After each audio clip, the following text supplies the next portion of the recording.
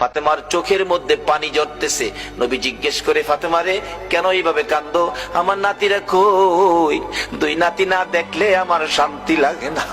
ফাতেমা বলেন, বাবা গো, আমি কাঁদতেছি কোন ব্যথায়। ঘরের পিছনে যাইয়া দেখেন গো বাবা, আজকে 3টা দিন পার হয়ে গেল, আমি ফাতেমার চুলায় আগুন জ্বলে না। আপনার আদরের দুই নাতি না খাইয়া থাকতে থাকতে পেটের খিদার যন্ত্রণায় ঘরের পিছনে গলাগুলি করে নানা নানা কইয়া কাঁদতেছে গো বাবা। আমার নবী পিছনে যাইয়া দেখে গলাগুলি করে নানা নানা কইয়া কাঁদতেছে।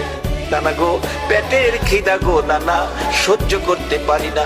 আমার নবী বেরিয়ে গেলেন। ঘুরতে ঘুরতে যাইতে যাইতে একটা ইহুদির বাগানে আমার নবী চাকরি দিলেন। কুয়ার থেকে পানি উঠাবেন, গাছের গোড়ায় পানি দিবেন, পানি উঠাবেন, 1 বালতি পানি, 8টা, 1 বালতি পানি, 3টা করে খেজুর, এইভাবে 8 বালতি পানি উঠাইয়া হাসাইন হুসাইনের মায়ায় আমার নবী বাগানে চাকরি পর্যন্ত নিয়েছে। এই ভালোবাসার হাসাইন হুসাইনে কষ্ট পাবে, এই কাজ আপনারা কইরেন না।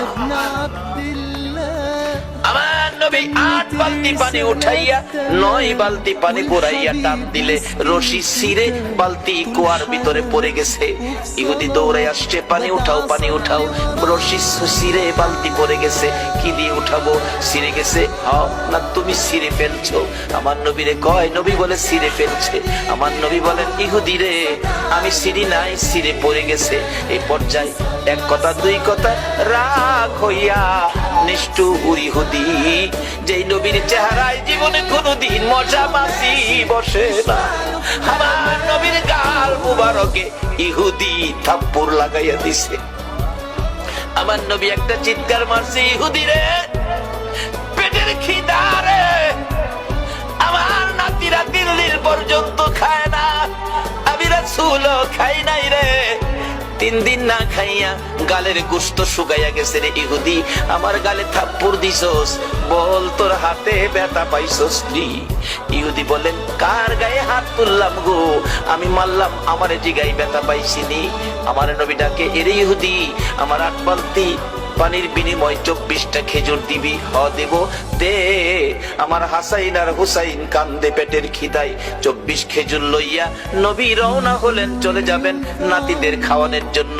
আমার আল্লাহ কয়, জিবরাইল রে, আমার বন্ধুর কানে খবর দে, বন্ধু যেন কুয়ার ভিতর থেকে বালতি উঠাইয়া দিয়ে আসে।